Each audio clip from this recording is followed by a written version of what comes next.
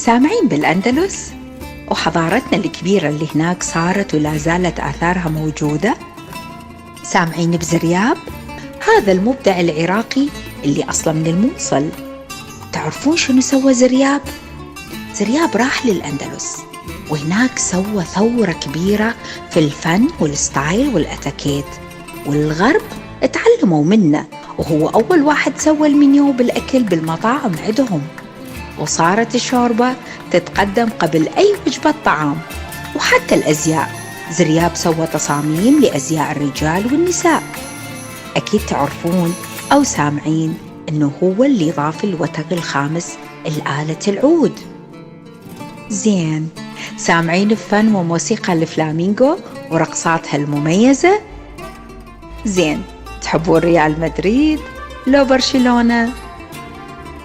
الأول مرة في العراق من سنوات طويلة فرقة أسبانية راح تيجي للمسرح الوطني في بغداد، وراح تعزف موسيقى فلامينغو بغدادية وعراقية بامتياز للموسيقار مصطفى زاير.